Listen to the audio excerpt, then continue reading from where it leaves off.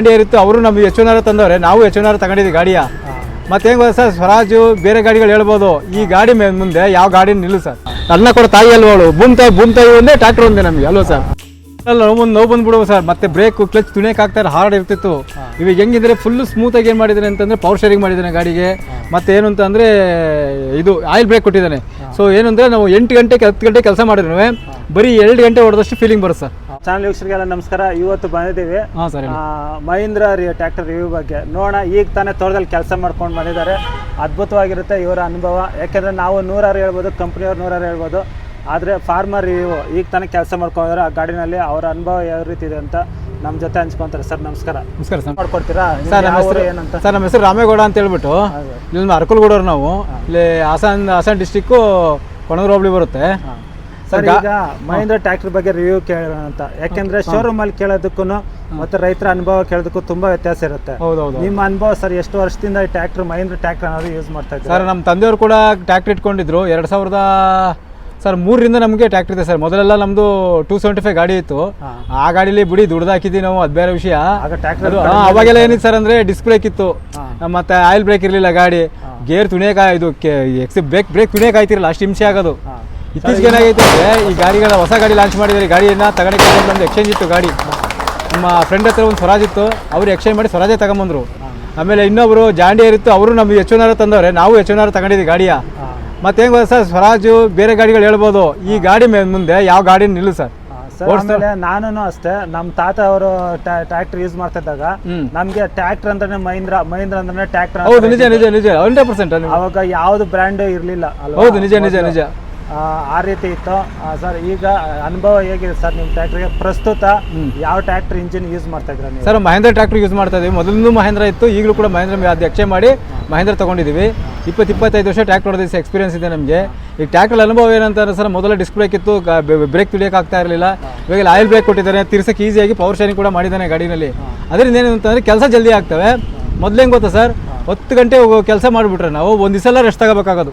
ಮೊದಲು ಟ್ರ್ಯಾಕ್ಟರ್ಗೆ ಡ್ರೈವಿಂಗ್ ಕೆಲಸ ಕೂಡ ಯಾಕಂದ್ರೆ ಭುಜಗಳೆಲ್ಲ ನೋವು ಬಂದ್ಬಿಡುವ ಸರ್. ಮತ್ತೆ ಬ್ರೇಕ್ ಕ್ಲಚ್ ತುಣಿಯಕ್ಕೆ ಆಗ್ತಾರೆ, ಹಾರ್ಡ್ ಇರ್ತಿತ್ತು. ಇವಾಗ ಹೆಂಗಿದ್ರೆ ಫುಲ್ ಸ್ಮೂತ್ ಆಗಿ ಏನ್ ಮಾಡಿದಾನೆ ಅಂತಂದ್ರೆ ಪವರ್ ಶೇರಿಂಗ್ ಮಾಡಿದ್ದಾನೆ ಗಾಡಿಗೆ. ಮತ್ತೆ ಏನು ಅಂತ ಅಂದ್ರೆ ಇದು ಆಯಿಲ್ ಬ್ರೇಕ್ ಕೊಟ್ಟಿದ್ದಾನೆ.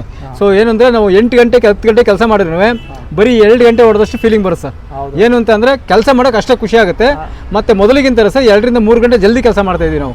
ಮೊದಲು ಸರ್ ಟ್ರ್ಯಾಕ್ಟರ್ ಕೆಲಸ ಮಾಡಿದ್ರೆ 100% ಸಂಜೆ ಹೋಗಿ ಎಣ್ಣೆ ಹಾಕೋಬೇಕು. ಅವಾಗ ಸರ್ ಹೆಂಗ್ ಗೊತ್ತಾ, ನಂಬ್ತಿರೋ ಬಿಡ್ತಿರೋ ನಾವು ಮಿನಿಮಮ್ 8 ಗಂಟೆ ಉಕ್ಕೆ ಹೊಡೆದ್ರೆ ಮಿನಿಮಮ್ 3 ಕ್ವಾರ್ಟರ್ ಕೊಡೋದು ಮನಿಕೆ ಹೊಡೆದಿದ್ದು. ಇವಾಗ ಹಂಗಿಲ್ಲ ಸರ್, ಈಗ ಕೆಲಸ ಮಾಡೋಂತ ಖುಷಿ ಆಗುತ್ತೆ. ಎಣ್ಣೆ ಡ್ರಿಂಕ್ಸ್ ಬಂದ್ರೆ ಈಗ ಕಮ್ಮಿ ಮಾಡಿದೀವಿ ಸರ್ ನಾವು, ಅಷ್ಟೇ ತಗೊಳೋದಿಲ್ಲ ಇವಾಗ. ಡ್ರಿಂಕ್ಸ್ ಕಮ್ಮಿ ಮಾಡಿದೆ, ಯಾಕೆ ಗಾಡಿ ಮಾಡಕ್ಕೆ ಅಷ್ಟೇ ಖುಷಿ ಆಗುತ್ತೆ ಸರ್ ನಿಮ್ಗೆ. ಇವಾಗ ಮೈಲೇಜ್ ಅಷ್ಟೇ ಸರ್, ಮೈಲೇಜ್ ಸೂಪರ್ ಆಗಿದೆ. ಮೊದಲು ಈಗ ಗಾಡಿನೂ ಓಕೆ ಆಯ್ತು, ನೀವು ಅಂತಲ್ಲ ತಪ್ಪು ತಿಳ್ಕೊಬೇಡಿ.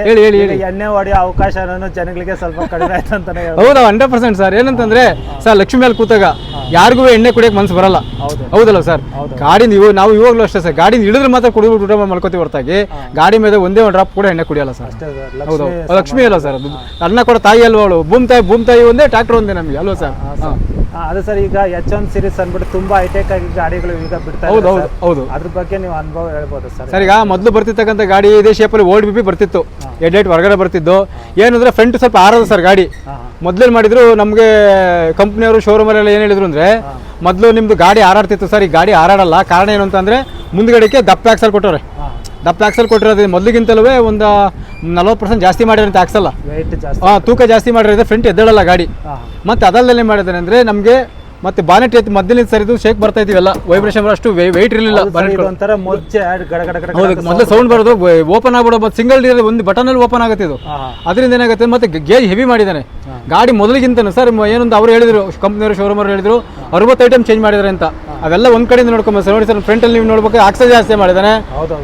ಮತ್ತೆ ಇದರಲ್ಲಿ ಡಬಲ್ ಪವರ್ ಶೇರಿಂಗ್ ಬರುತ್ತೆ ಸರ್, ಡಬಲ್ ಪವರ್ ಶೇರಿಂಗ್ ಬರುತ್ತೆ. ಮತ್ತೆ ಹೆಡ್ಲೈಟು ಮೊದಲಿಗಿಂತನೂ ಕಾರ್ ಬಂದಂಗೆ ಬರುತ್ತೆ ಸರ್. 1 ಕಿಲೋಮೀಟರ್ ತನಕ ನಮಗೆ ದೂರದಲ್ಲಿ ಕಾಣುತ್ತೆ ಸರ್. ನೀವು ಕಂಫರ್ಟ್ ಆಗಿ ಕುತ್ಕೊಳ್ಳೋದಕ್ಕೆ ಮುಂಚೆ ಈ ತರ ಸ್ಪೇಸ್ ಇರಲಿಲ್ಲ ಸರ್. ನೋಡಿ ಸರ್, ಇದು ಗೇರ್ ಲಿವರ್ ಇತ್ತಲ್ಲ, ಸ್ಟ್ರೈಟ್ ಇತ್ತು, ನಮ್ ಕೂತ್ಕೊಂಡು ಹಿಂಸೆ ಆಗೋದು. ಈಗ ಬೆಂಡ್ ಮಾಡಿದ್ದಾನೆ.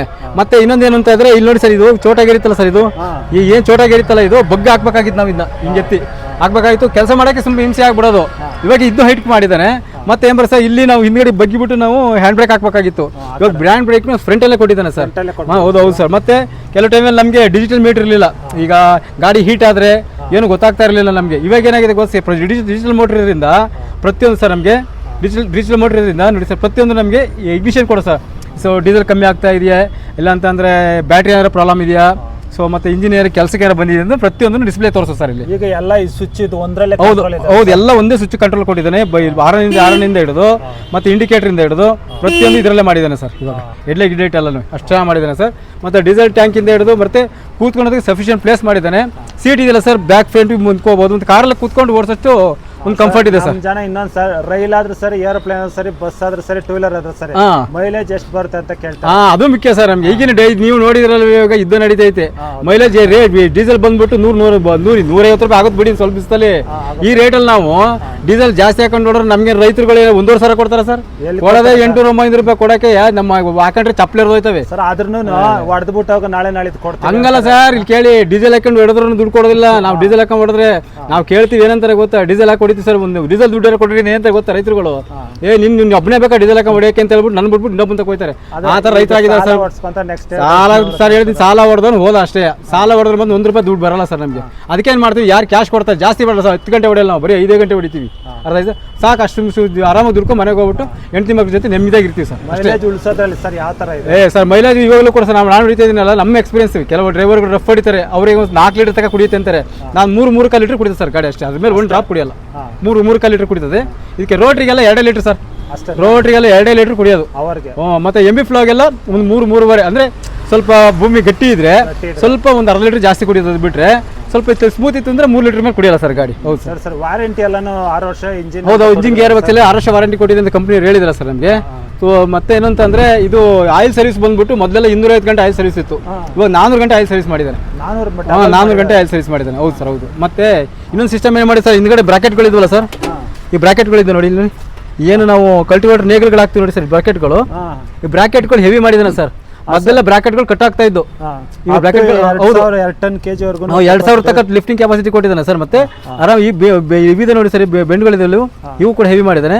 ಮತ್ತೆ ಈ ಹೌಸಿಂಗ್ ನೋಡಿ ಸರ್, ಇದು ಹೌಸಿಂಗ್ ಎಷ್ಟು ಹೆವಿ ಮಾಡಿದ್ದಾನೆ ನೋಡಿ, ಲಾರಿ ಹೌಸಿಂಗ್ ಮಾಡಿದ್ದಾನೆ ಗಾಡಿಗೆ. ಅಷ್ಟು ಚೆನ್ನಾಗಿ ಮಾಡಿದ್ದಾನೆ. ಹೌದು ಸರ್. ಮತ್ತೆ ನೋಡಿ ಸರ್, ಈಗ ಏನಾದ್ರು ನಾವು ಟಾಪ್ಗೆ ಫಿಟ್ ಮಾಡ್ಕೋಬೇಕು ಬಿಸಿಲಿಗೆ ಅಂದ್ರೆ ನಾವೇನು ಇದನ್ನ ಮೊದಲೆಲ್ಲ ಹೋಲ್ ಹಾಕ್ಬೇಕಾಗೋದು. ಇವಾಗ ಇದನ್ನ ರಿಮೂವ್ ಮಾಡ್ಬಿಟ್ಟು ಇಲ್ಲೇ ಡೈರೆಕ್ಟ್ ಫಿಟ್ ಮಾಡ್ಕೊಂಡ್ಬಿಡ್ಬೋದು ಸರ್. ಅದೊಂದು ಸಿಸ್ಟಮೆಟಿಕ್ ಮಾಡಿದ್ದಾನೆ ಸರ್ ಗಾಡಿಯಲ್ಲಿ. ಹೌದು ಸರ್. ಮತ್ತೆ ಅದ್ರ ಜೊತೆಯಲ್ಲಿ ಕಂಪ್ನಿಯಿಂದ ನಮಗೆ ಉಕ್ಕು ಬಂಪರ್ ಎಲ್ಲ ಕೊಡ್ತಿರೋದ್ರಿಂದ ಹೊರಗಡೆ ಉಕ್ಕು ಬಂಪರ್ ಮಾಡ್ಕೊಂಡು 25,000 ರೂಪಾಯಿ ಖರ್ಚಾಗೋದು. ಅದು ನಮಗೆ ಸೇವ್ ಆಗ್ತದೆ ಸರ್ ಇವಾಗ. ಹೌದು ಸರ್. ಗಾಡಿ ರೇಟ್ ಒಳ್ಳೆ ಪ್ರೈಸಲ್ಲಿ ಕೊಟ್ಟಿದ್ರೆ ಒಳ್ಳೆ ಮೈಲೇಜ್ ಇದೆ. ನಮ್ಮ ಫ್ರೆಂಡ್ಸ್ ಆಗಲಿ ಇನ್ನೂ 10 ಜನ ಮುಂದ್ಕೊಂಡು ಒಂದು ಹೇಳೋದೊಂದೇ, ಬೇರೆ ಬ್ರ್ಯಾಂಡ್ಗೆ ಹೋಗ್ಬೇಡಿ ದಯವಿಟ್ಟು.